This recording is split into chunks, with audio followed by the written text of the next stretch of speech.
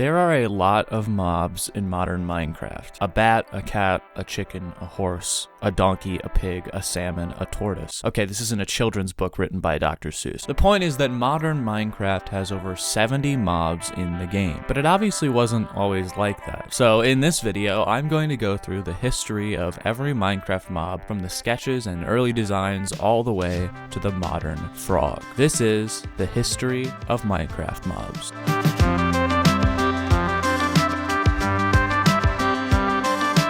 I think it's safe to say the most iconic mob in Minecraft is the creeper. It's a made-up creature that feels very unique and just simply Minecrafty. Removing the creeper would be like removing Mario from Mario.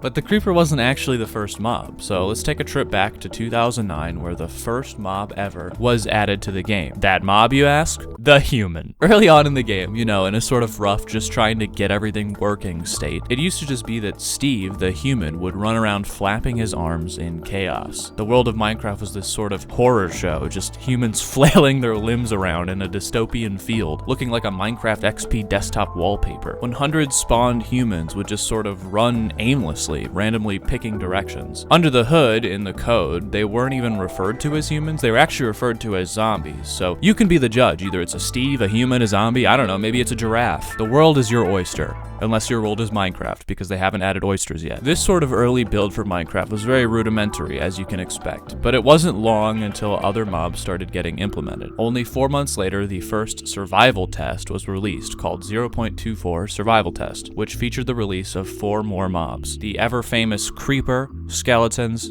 zombies, and the first passive animal, the pig. Minecraft was starting to feel more like an actual video game at this point, more like the Minecraft we know today, but it was still sort of weird. Creepers had darker sprites than they do today. Skeletons and zombies sort of deal a random amount of damage, anywhere from a half a heart to 3 or 3.5 hearts of damage respectively. The player's hand was all flipped and weird. You couldn't edit signs. It was early on. Luckily, in the next update, 0.26 Survival Test on October 24, 2009, creeper sprites were finally lightened, so they look more like they do nowadays. No longer do I have to put on glasses and squint just to see the goddamn pixel art. And rejoice! Everyone's childhood fear, the spider was added, which for some reason drop brown mushrooms? Ah yes, just what spiders are known for, their love for fungi. This update added a lot though, like coal, gold, and iron. The game was really taking form. Later in the month, there was another update, update 0.28, where a new passive mob was finally added. The sheep.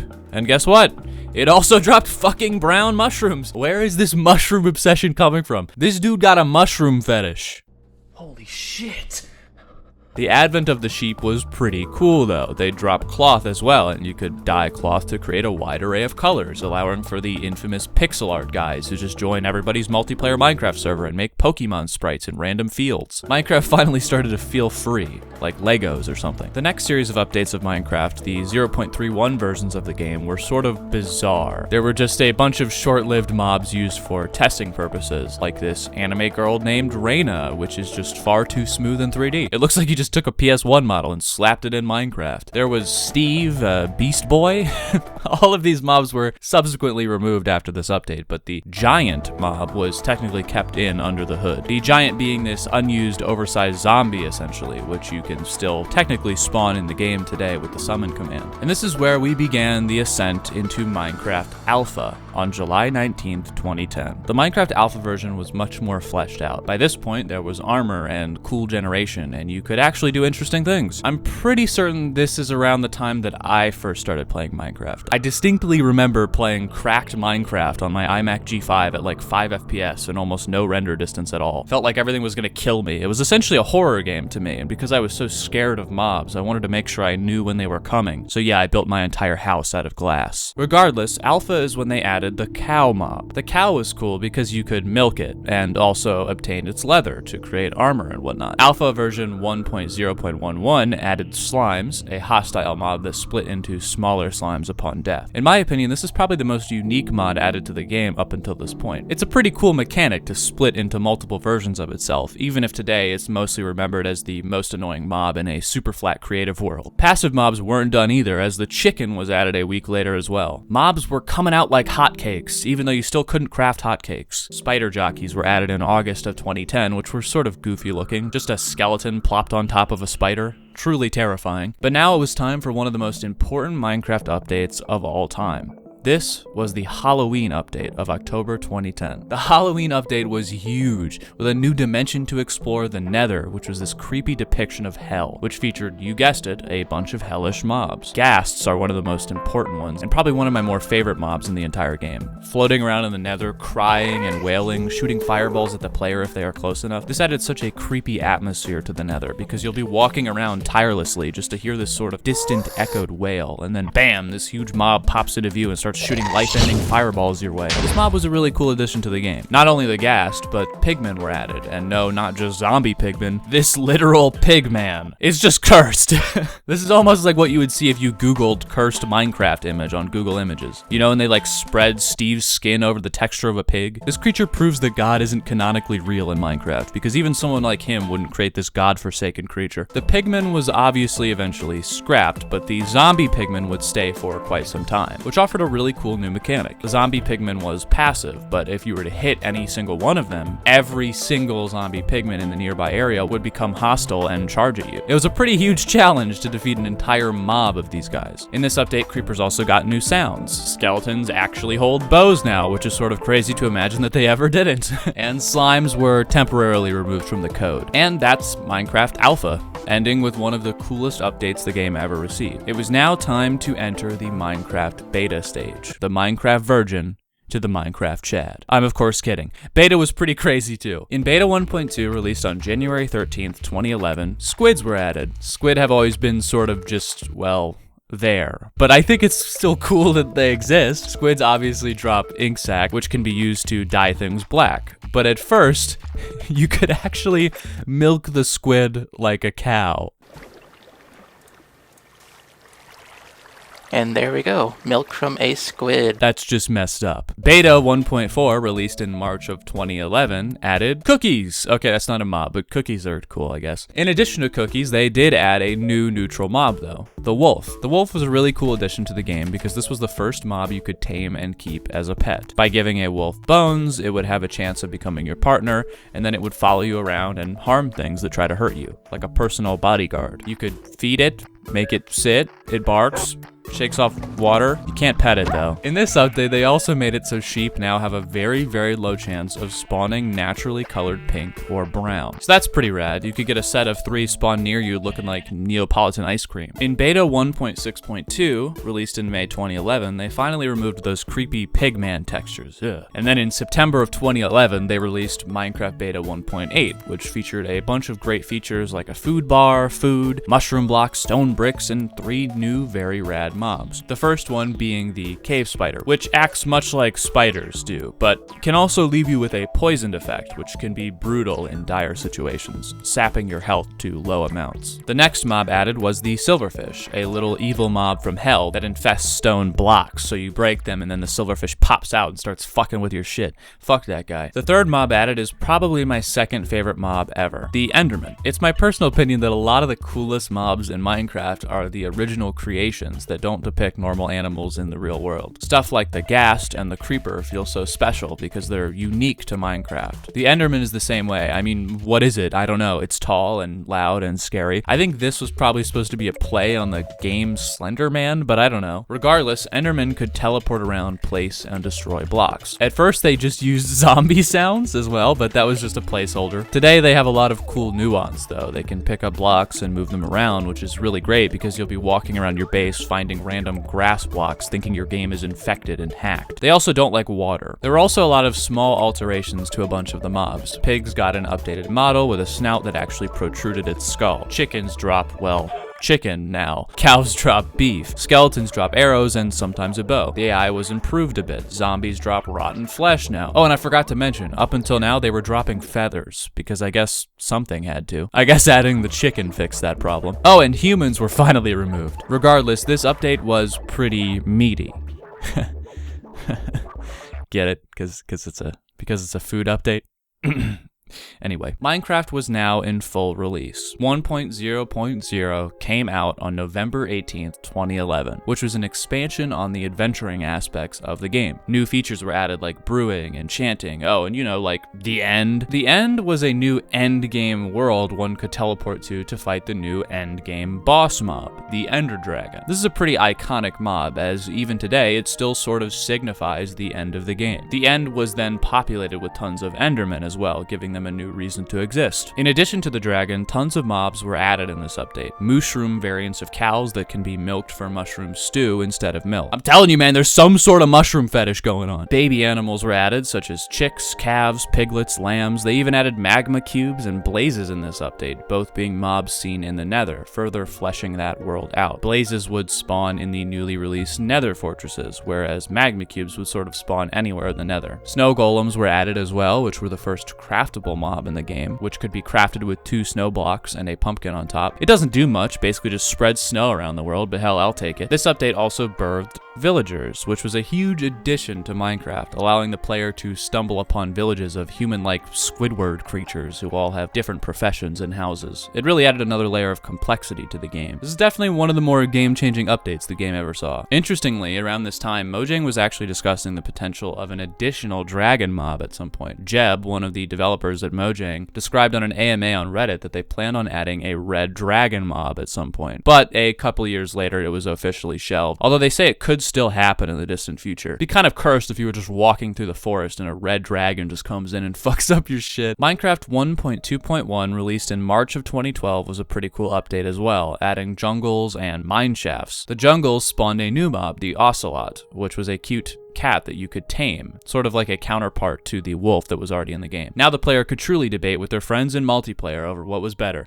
cats or dogs. In particular, this update is special to me because it added my personal favorite mob in the game, the Iron Golem. I don't know why I have such a fascination and attachment for these guys. I think it's really cool that you can just build them anywhere and they can sort of just populate and they actually help you. I usually build a lot of self-contained builds, often inside caves where the Iron Golems can't even escape. I think they're pretty awesome. Big, goofy, strong. I can make them in just 4 iron blocks and a pumpkin. Infinite Iron Golems. Fill the world with them. An Iron Golem takeover. World domination. That kind of thing. Iron Golems are just bros, you know? In addition to helping out me, the player, they also protect villages and often spawn in them by default. They're just big bodyguards and they're pretty strong too. They also have little cute quirks, like sometimes they hold out a red flower to a villager. I mean, that's pretty adorable. I'm just now realizing I'm falling in love with a Minecraft mob. I need therapy. The next update, 1.4.2, was released on October 25th, 2012, codenamed the Pretty Scary Update, which was a pretty big expansion to the game too. It's really quite crazy when I think about just how much content Minecraft was coming out with back then. I would have thought it was years between this update and the Nether update, so looking back, my perspective is pretty warped on this. Although at the time I was probably playing Minecraft every single day, so each update probably felt like an eternity to me, given that I was essentially living in my Minecraft world. Regardless, 1.4.2 added a bunch of new mobs to the game, as well as the first new boss mob after the Ender Dragon, called the Wither. The Wither, much like the Iron Golem and Snow Golem, was craftable, but it was very expensive. The player had to collect 3 Wither skeleton skulls, which dropped at a ridiculously low rate from another new mob from this update, the Wither Skeleton. The boss and the Wither Skeletons both give off a wither effect when the player gets hit by them, causing a very rapid decline in health for a short period of time. The boss was considered to be a bit harder than the Ender Dragon, I think, but it was really cool to finally get another mini-boss in the game. Defeating the Wither, which had 2 stages of battle, would drop a Nether Star, an item that allowed you to craft a beacon, which would give positive effects to people standing next to it, like health regeneration and mining speed. Other mobs in this update included the Witch and the Bats, which were pretty spooky. Witches throw various types of potions at you and drop alchemy-type items, while bats, well, they just, look cool, I guess. I've always thought they should turn into vampires sometimes or something. It just sort of feels like a half-baked mob to me still, but that's okay. It's cool to have a little ambient dude in there as well. The next update, Java 1.6.1, released in July of 2013, adding a new form of transportation with the advent of new mobs, horses, donkeys, mules, skeleton horses, and zombie horses. All of these mobs allowed you to ride on top of them, often providing you with elevated travel with the ability to move faster or jump higher. Donkeys also could carry carry chests, which would carry 15 extra slots of chest space, allowing for additional on-the-go storage. 1.7.4, released in December of 2013, added the chicken jockey, which almost seems like a joke, but it's not. A baby zombie could now spawn on top of a chicken. Sorta weird. At this point, updates started to slow down a little bit. At least it sort of feels like it. It was sort of a yearly release trajectory at this point, where a big update would drop essentially once a year on average. That's kind of how it is today. The next update, released in September of 2014, would follow this trend, which added a few new mobs, like rabbits and killer bunnies, a new animal to hop around with. I sort of wish they were tameable too, but that's okay. This update also added endermites, a mob that I often forget actually exists until that bi-yearly event where I throw an ender pearl and one of them spawns out. They essentially act like silverfish, except they pop out of ender pearls and endermen ever so often. They also added a new temple, which featured a new sort of mini-boss-ish area, the Ocean Monument. The Ocean Monument featured two new mobs, the Guardian and the Elder Guardian. They are these creepy little eye fish that attack squid and players with a beam. The boss, the Elder Guardian, spawns 3 times in each monument and will sort of deliver a Five Nights at Freddy's jump scare at you, which also gives you mining fatigue for 5 minutes, disallowing you from mining at all unless you drink some milk. Really a crazy fictional world when you start to think about it. Remember when I said they were coming out yearly? Okay, well this update actually took like a year and a half, not coming out until February 29th, 2016, dubbed the Combat Update, which in addition to a bunch of huge sweeping combat changes, which I won't cover in this video, added one new mob, the Shulker. The Shulker was kind of cool because it added some more dimension to the end. The Shulkers would appear in these new end city structures, popping out of these little cubes and shooting homing shots that, when they hit you, cause you to fly up into the air for a short while. If you don't get into a good spot, once the effect ends, you could drop to your death and die. Pretty scary. If you farmed these enough in later updates, you could actually use their drops to make Shulker chests, which were essentially chests that wouldn't drop items when you broke them. This meaning that they were basically extra backpacks and inventory space for the player to carry around. Luckily, I guess 2016 was just the year for them, because they released 1.10, the Frostburn update, in June of 2016, and then 1.11, the Exploration update, in November of that year as well. The Frostburn update added some winter mobs like polar bears and snowy variants of skeletons called strays, which shoot slowness arrows, slowing the player down. They also added desert variant zombies called husks, which do not burn in the sunlight and also applies hunger when it hits the player. The Exploration update added a new woodland mansion, a rare building you could find that would house a bunch of new tough mobs like the Vindicator, the Evoker, and the Vexes. Vindicators attack the player with a brutally strong iron axe. Evokers use magic to attack, and Vexes spawn from the Evokers, looking like little imps flying through the air and attacking. Probably the most annoying mob to fight in the game. It's like trying to hit a fly with a pencil. This update also added llamas, which spit at you if you hit them. Cool. I'm personally more into swallowing, but whatever floats your boat, Mojang. The next update came out in June of 2017 and was dubbed the World of Color update. Interestingly enough, this update added another mob that is currently unused in the game, called the Illusioner. This mob wears a cute wizard cape, and I can only assume talks like this. The only way to mess around with this mob today is using a summoning command, as it doesn't actually exist anywhere in the actual implementation of the game. Oh, and they also added parrots, so the 3 dudes who really wanted to also have a pet bird now could.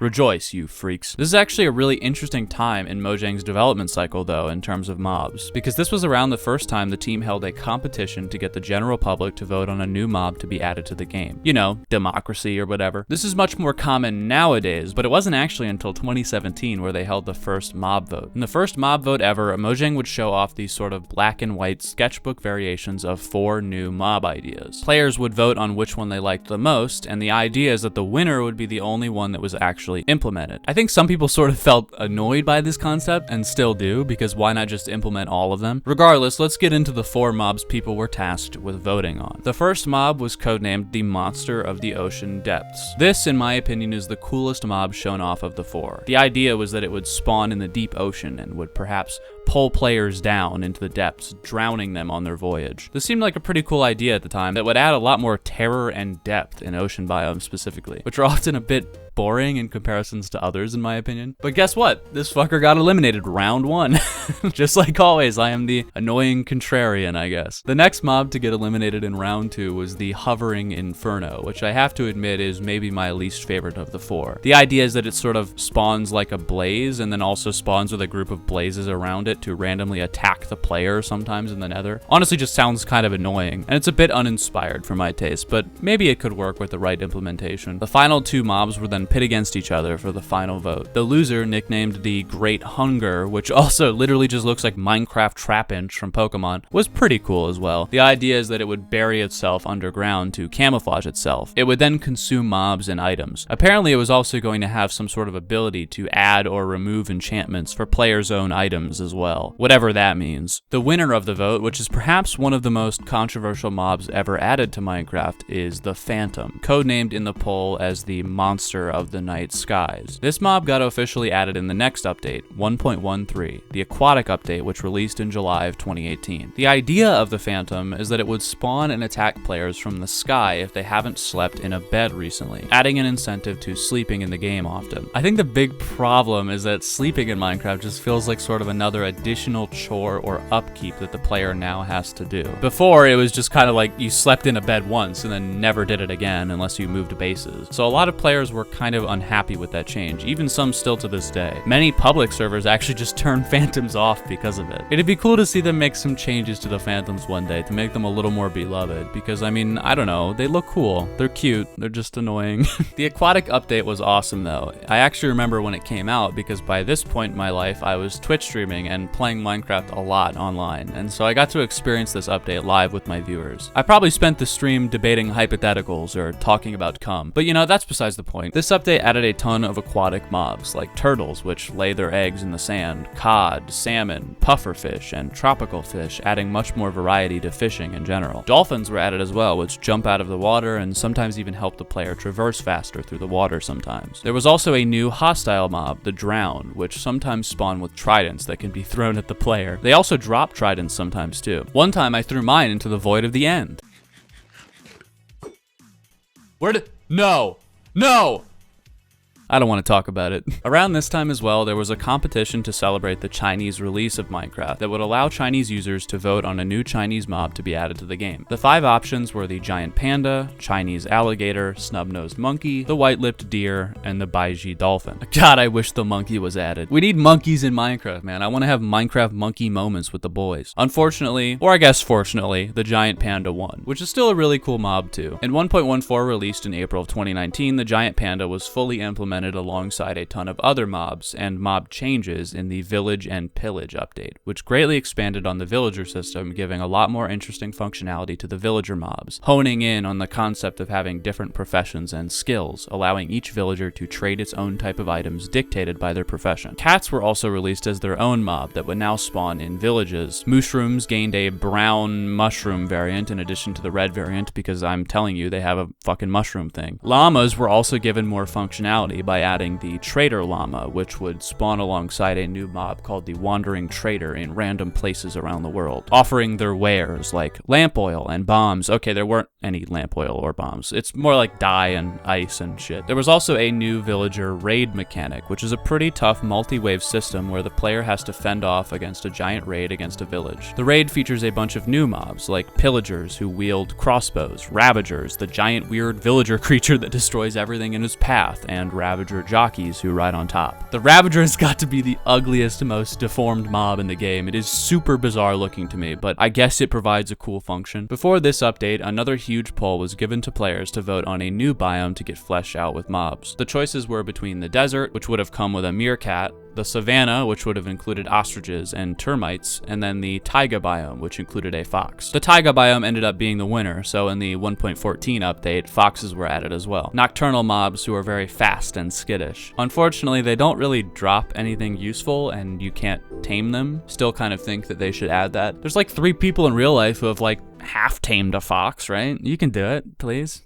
Pretty please? The next update, which was a little more bite-sized, was all about bees, released in December of 2019. This update added, well, you guessed it, bees, which would go in and out of beehives and pollinate flowers. You could extract their honey and make honeycombs. They're very cute, good ad. After we murder all of the bees in the world, at least Minecraft will still have some. In 2020, Minecraft would release one of my favorite updates of all time, the Nether update. This update would drastically change the Nether, making it much more diverse and actually adding tons of biomes to the Nether itself instead of just being a big red fleshy hellscape all the time. This update was huge though, and it also added 4 new Nether mobs. The Hoglins, a big aggressive boar type creature that attacks the player sometimes. Striders, who sort of passively wander around lava. Zoglins, a zombified Hoglin that is created when you bring a Hoglin to the overworld, and one of my favorite mob additions in a while, the Piglin. The Piglin was sort of an updated version of the zombie pigman, but with more interesting personality. Piglins have a sort of social code, holding a very high regard for gold in particular. In fact, if you aren't wearing gold armor, they won't respect you at all and will just start attacking you. If you are though, they see you as one of the bros. Piglins will also often hunt the Hoglins, and then when they kill them, can be seen doing a victory dance. Additionally, the player can trade with them by handing them gold of any kind. The Piglin will hold it for a few seconds,